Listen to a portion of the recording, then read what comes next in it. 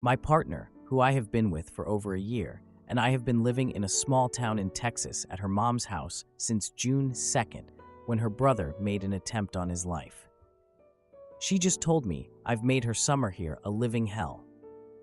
This was really hard to hear because I think I've gone above and beyond, literally moving into a small house with her parents and brother, pushing back embryo freezing, and canceling important work events and interviews in New York City to be with her while she deals with this. Mind you, dealing with it has looked like her and her brother staying up all night doing drugs, playing poker, and playing video games. I've gone to bed alone 80% of my nights here with no acknowledgement of what that experience might be like for me, or even a thank you for bearing with it. Her disappointment with me stems from a shift in tide about a month in when I was just feeling so disconnected from her. I tried to express my need for connection. I told her how disconnected I was feeling, and she said she couldn't give me anything because she was drowning. She was defensive and angry at me for asking. My bids for attention, affection, and reassurance this summer. For example, saying I felt she was only open and connected with me when she was on drugs, saying I had trouble having fun on my family vacation because she wasn't there and we were so disconnected, and getting frustrated when, after I asked many times to look at some content together, she rolled her eyes at it. She sees as criticism and says is putting pressure on her. I genuinely just thought I was expressing pretty minimal needs for connection and affection. And today I learned that she looks at this summer and thinks I made it a living hell. The only thing I can come up with is that she is very overwhelmed and just taking her frustrations out on me. But what if she never comes around to seeing it that way, or taking any accountability in our relationship struggles? She said she is considering breaking up with me because she needs to know my partner can support me in hard times. And while I agree, I didn't bring up my feelings perfectly every time, I really think I've gone above and beyond for her this summer, and think the things I did wrong weren't that significant, and I always apologized promptly. How do I navigate this when I want us to work but feel my own experience, needs, and sacrifices here are being entirely erased? Now for a few comments before the update. Comment 1. Yikes. I'm sorry, but I'm wondering why you're letting yourself be treated like this. The reason you see things so differently is that she is intrinsically self-centered and can't see beyond her own wants and needs. Is she normally like this? Do her wants and needs usually supersede yours? Even if she's depressed, overwhelmed, and unable to meet your emotional needs, you would at the very least expect some bit of empathy and acknowledgement of how this is impacting you. You put off a procedure that could have huge implications for your future and moved in with her family at her request. I could never. And in return, you were just asking for small bits of interaction that she should also want. The fact that she's angry about you even asking is a bad sign, like it annoys her that you have wants and needs at all. A genuinely good partner who is just going through tough times might still not be able to meet your needs at this time, but they would at least recognize your efforts to date and definitely wouldn't give you grief for wanting connection. This is in addition to the drug-abusing and enabling behaviors that are red flags on their own. Only you have the full picture, but this doesn't sound like a healthy relationship. Comment 2. I think this relationship has more than run its course. You haven't been together that long, and it sounds like it's been more sad than happy. There are a lot of things in life that I want, but I don't want them enough to do the work to make them happen. If your partner really wants a marriage and family, they would be doing what's needed to get there. Honestly, it sounds to me like she's just hiding from real life in this relationship and hoping you'll go away, but not wanting to even do the work of breaking up properly. Please stop investing your time and energy in this person and this depressing situation. Go home, have some fun, and find someone who wants to build a relationship instead of hiding out at their mother's. Now, for the update. I'm not sure what's going on with my partner. And honestly, I don't know how much longer I can stay like this. A couple of days passed since the last conversation with my partner about breaking up. This was literally all she could talk about, and now she was just ignoring me. I was packing my bags for a trip to her family's lake house. I thought some time away might help. Her brother was coming along, and I figured it would be a good distraction for everyone. Plus, we all needed to get out of that house before we really lost it. On the drive, she seemed quiet and distant, just staring out the window. I tried to talk to her, but she just kept giving me one-word answers. She was obviously still upset about everything. We arrived at the lake house, and her parents were already setting up for the weekend. The atmosphere felt really off, like everyone was just super careful. Her brother was acting out a lot, trying to laugh and joke around, but just failing hard. It made me feel sad for him, but at the same time, it was exhausting. I helped her parents with the cooking, trying to distract myself from the tension. I could feel her mom looking at me like I was abandoning a bad situation. During dinner, her dad started talking about family traditions at the lake, which felt so uncomfortable. I know he was just trying to lighten the mood, but it really wasn't working. Her brother suddenly lashed out, saying he didn't want to hear about happy family stuff. It was so awkward. My partner snapped at him, and they ended up in a heated argument, leaving the table abruptly.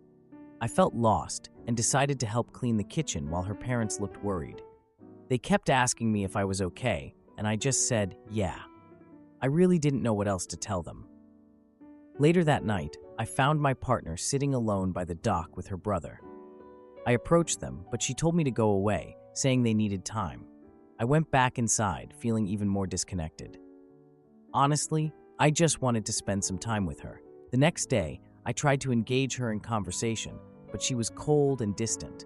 It was like she was there, but not really there, you know? We went out on the boat, and her brother started acting up again, throwing his fishing rod into the water. My partner yelled at him to stop, and he retaliated by throwing a rock, hitting the boat. I intervened, trying to calm them both down, but it ended with her storming off. I spent the afternoon fishing alone, just trying to relax and clear my head. That evening, we had a family bonfire, and I decided to make a toast to lighten the mood. I spoke about family and how important it is to support each other. My partner rolled her eyes during my speech, and I just felt so deflated. After the fire, I overheard her and her brother arguing again, this time about me. That's when I decided to confront her about the conversation. I wanted clarity on where we stood. She said that she felt trapped and couldn't breathe with me around. I told her I was trying to support her, not control her. We ended up in a shouting match, and I just walked away. Later that night, I overheard her talking to her brother about wanting to get away from it all. I confronted her again, asking if she was planning on leaving for good. She admitted she thought about going to stay with a friend in another city. My heart just sank. I felt a surge of panic and told her I wanted her to stay and work through this together. She looked at me and said she didn't know if she could. I wanted to tell her that things would be okay and that we could get through this together, but I was losing faith that we could. I took a deep breath and suggested we take a break from the family for a moment. We went for a long walk by the lake, away from everyone else. I pointed out how beautiful the setting was. It's just so peaceful here, away from all the noise. The next morning, her brother acted out again during breakfast, throwing food. My partner told him to stop, and honestly, I just had enough. I decided to take charge and suggested we all sit down to talk about expectations moving forward. We had a long conversation, and I made sure to listen to everyone's needs. By the end of the day, my partner agreed to seek help together instead of running away. We both knew it wouldn't be easy, but at least we were trying. Am I the idiot for blowing up at my ungrateful brothers and father for treating my mom like crap? It has always been this way, but as we grow older, they have gotten worse, and I've gotten wiser. My mom is a wonderful person. She is always so patient and helpful to everyone. She goes out of her way to make sure everyone is happy, especially us. My brothers, aged 27 and 36, have the worst attitude and have no appreciation for her. My dad, who is 62 years old, berates and yells at her when she isn't giving him what he needs right then and there. I always go overboard to tell my mom I love her and appreciate everything she does for the family because she never gets a thank you from them. Tonight was the final straw. I go to church with my mom every Sunday, and we were coming back to the house when she wanted to make breakfast for my brother David, who is 27 years old, before he went to work.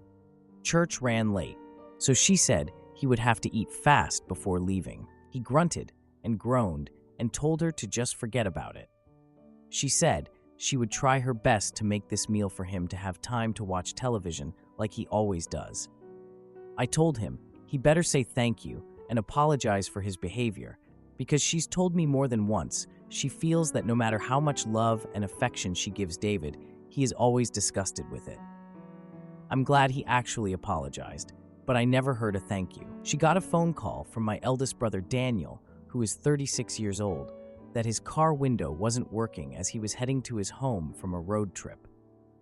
He was panicking, and I could hear him give her attitude and yell at her over the phone when she would ask a question. He'd snap and say something like, "I already tried that." He always snaps like this if someone doesn't know something. It's no one's fault.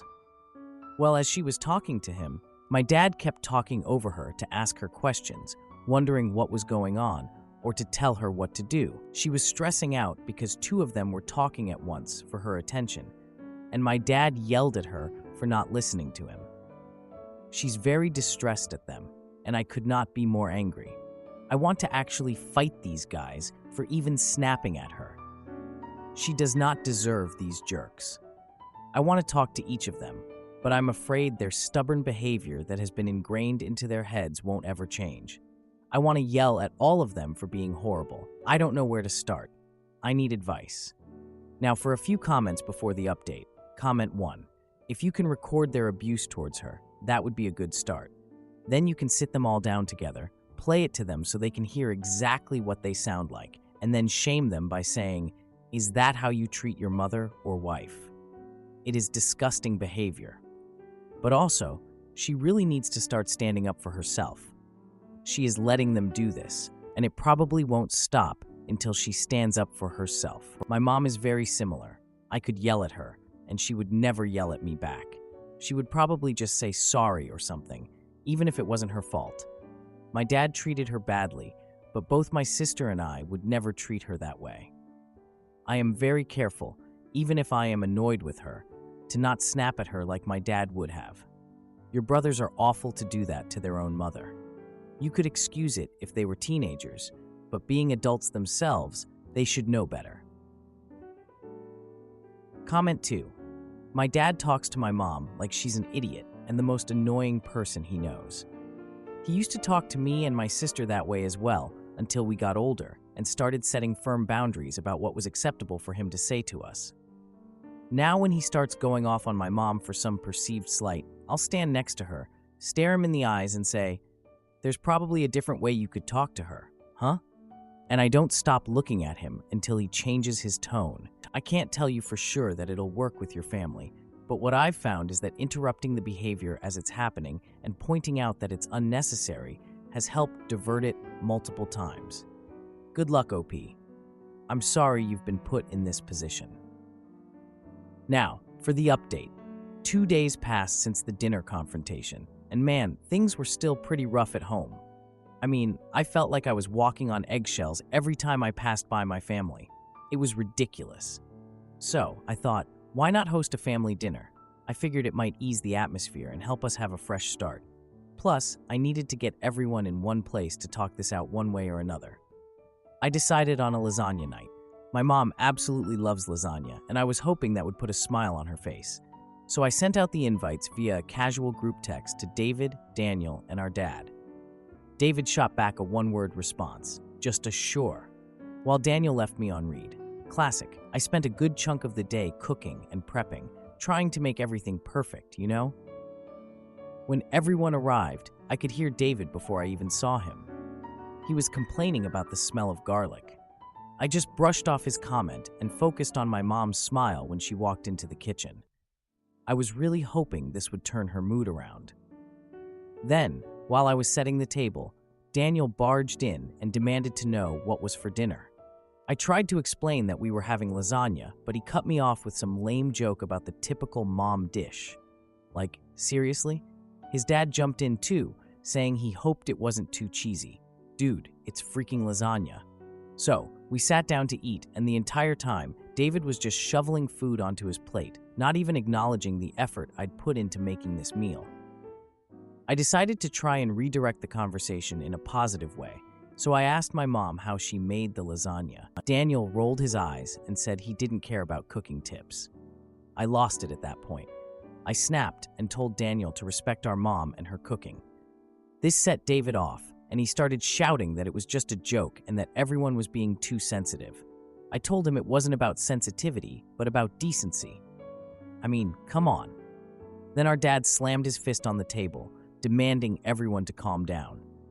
This made Daniel accuse me of starting the drama. I stood up and told them I was done with the disrespect towards our mom. David just laughed mockingly and said I was overreacting. This made me even angrier, so I grabbed my phone and showed them a video I'd taken earlier of my mom looking upset. David snatched the phone out of my hand and insisted it was a private moment that shouldn't be shared. I shot back, saying it was a reality check for our family. Daniel then tried to bring up past family events where I'd stood up for our mom, mocking me for being the hero. I just took a deep breath because I was about to lose it again. I announced that I was done playing the peacemaker. I said I wouldn't tolerate any more disrespect and that I was cutting ties with the negativity. My dad looked shocked. David scoffed and said cutting ties was easy but unrealistic. I pointed out that their behavior wasn't realistic either. Daniel leaned back in his chair, smirking like he was the king of the world, and claimed I would regret this later. That was it for me. I left the table, grabbed my jacket, and headed out the door. David shouted after me, calling it a childish move. I just kept walking. I decided to head to a nearby diner to clear my head. When I got to the diner, I sat at the counter and ordered a coffee. I needed something to keep me awake because my mind was racing. While I was there, I overheard this couple at the booth next to me arguing about family issues. It was like listening to my own family drama, played back in stereo. I finished my coffee and headed home. Honestly, I didn't know what to expect when I walked through that door. Edit. I want to clarify a few things. I live at home while in college, and I'm not financially dependent on my family. I still have a decent amount of money saved up from past jobs. My brothers have moved out, and my dad is retired. I have a close bond with my mom, and she's my go-to person for everything. Am I the idiot for feeling betrayed after my husband hid his true feelings for nearly a decade? I have been married to my husband, who is 36 years old, for 11 years. I won't say we have ever had a perfect relationship because we haven't. There have been some ups, but lots of downs. We are fairly different people. I'm an extrovert, he's an introvert, he's very logical and analytical, while I'm more of a creative dreamer. We have 2 kids and another one on the way. The last 2 years have been really combative in our marriage. We are fighting almost every week. This week, he expressed so many emotions he has that he says he's been holding on to for years, about 8 to 10 years. He talked about things where he has said one thing to me, but apparently he felt another. He had a big medical issue many years ago and always told me that I was the only person he wanted and that I took care of him through it. This week, he said, "That's not how I really felt. But I didn't tell you how I felt because I thought that you were too fragile and had too many other issues going on in your life. I didn't feel that you supported me." It took me by complete surprise when he said that. I was so angry, hurt, and confused because all he had told me for years was how much he loved that I was there for him. And for him to throw that at me, and then to start telling me that he's never been honest with his feelings, and that he has all of this anger pent up, I feel so betrayed because I had this picture of our life, with all of our issues, and I thought that I was working through them. He has told me before that I'm not a good partner because I don't listen to him. But now, to hear that he's been concealing how he's felt for so many years, and he's incredibly resentful, I can literally feel the anger coming off of him. I don't know how to process this myself or deal with his anger. I don't know how to make this better because he has hidden so much of how he really feels from me. He always claims that I don't listen to him. His biggest fight with me has been about money. He thinks I spend too much, and we can never seem to agree on a budget. Another way we are different is that he's extremely conservative with money. He would only buy very basic things, whereas I like to shop. We have never been in debt. We have saved money every year. So we are not financially hurting, we just aren't putting away as much as he wants. But when he talks to me about money, I feel like a child. I feel like he's talking down to me because finance is his specialty. If I ask questions or disagree with something related to spending, he gets frustrated with me and shuts down. I shut down too because I feel judged and like my thoughts aren't even heard. I try talking to him. I try to explain how I feel. I try apologizing and making strides to be better. But this revelation that he's never been honest with me about his feelings has me absolutely reeling. I know I'm not handling it well because I've gotten defensive and upset, and I've cried and gotten angry with him for hiding this from me. But I feel betrayed. I don't know what to do. Every time I talk to him, it turns into a heated argument because he has so much pent-up anger at me. I'm hurting and confused, and now I'm second-guessing everything that I thought was our reality. Now, for a few comments before the update. Comment 1. If you want to stay married, then try couples counseling. Divorce doesn't have to be the first answer. You have 3 kids or almost. Talk to him about couples counseling. If he is resistant, and if he really is focused on money, talk to him about what divorce will do to his credit score as well as his bank account. Comment 2. Get bank statements and all relevant financial information. He seems like the kind of person who would try to conceal money, saying you didn't contribute in a divorce. Depending on where you live, everything would get split, and he won't like that if he is money crazy. Now for the update. It's been nearly 2 days since I wrote my original post, and things have gotten way more intense. My husband suggested we have a family dinner at his parents' house to talk things over. I agreed, thinking maybe a change of scenery would help us. His parents welcomed us warmly when we got there, and the table was set for a massive meal.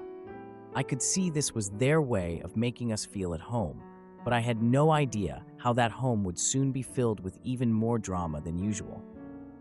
During dinner, my mother-in-law brought up her recent trip to a wellness retreat. She went on and on about how relaxing it was and how much it helped her clarity. And then she made a comment about how important it is to communicate openly in relationships. I was kind of cringing because I felt like she was trying to talk to us through her story, but she was actually the one who needed to communicate more openly with her husband. My father-in-law chimed in, sharing a story about how he and my mother-in-law almost divorced years ago. Apparently, it was because of his stingy nature. I guess he changed his ways because they are still together. But hearing this story made me feel even more trapped in my own situation. I tried to lighten the mood by joking about how we've all had our rough patches. Everyone laughed, but I could tell the laughter was a bit forced. I just wanted everyone to forget their issues, even if it was only for a couple of hours. After dinner, my husband insisted we take a walk to talk privately. I had a feeling he was going to bring up his hurt feelings again, and I wasn't sure what I'd say in response, but I agreed. We stepped outside, but he was still tense, crossing his arms and avoiding eye contact. He snapped at me, saying I never understood him and just wanted to control everything. He stormed off down the street, leaving me standing there confused. When I got back to his parents' house, my mother-in-law asked where he went, and I explained the situation. She looked worried and said she'd go check on him. About 20 minutes later, my mother-in-law returned, looking pale.